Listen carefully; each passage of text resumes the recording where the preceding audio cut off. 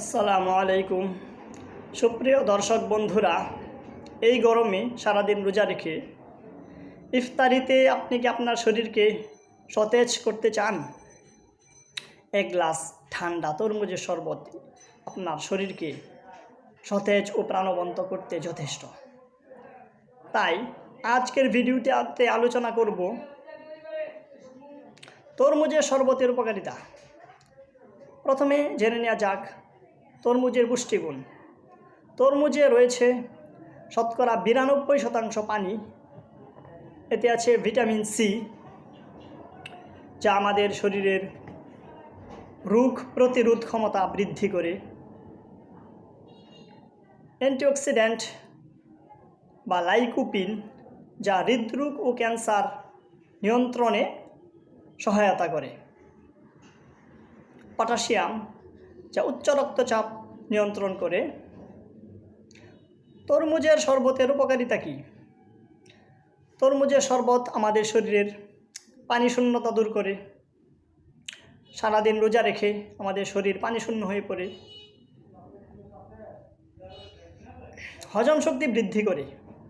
তরমুজে রয়েছে প্রচুর পরিমাণে ফাইবার, যা হজম শক্তিকে বৃদ্ধি করে এবং কোষ্ঠকাঠিন্য দূর করে। ত্বককে সতেজ রাখে, উজ্জ্বল রাখে।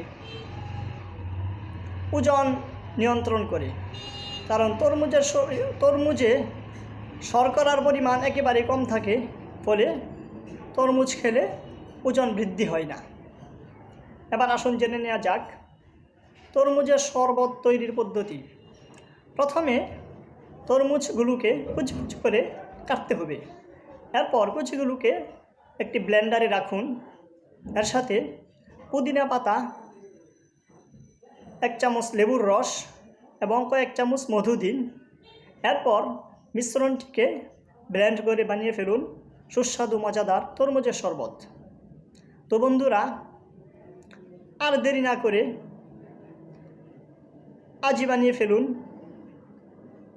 তরমুজের শরবত এবং ইফতারিতে পান করুন সুস্বাদু মজাদার এই পানীয়। তো বন্ধুরা, আজ এই পর্যন্তই। ভিডিওটি ভালো লাগলে লাইক, কমেন্ট এবং শেয়ার করতে ভুলবেন না। সবাইকে আবারও ধন্যবাদ। রমাদান মোবারক। আসসালামু আলাইকুম রহমতুল্লাহ।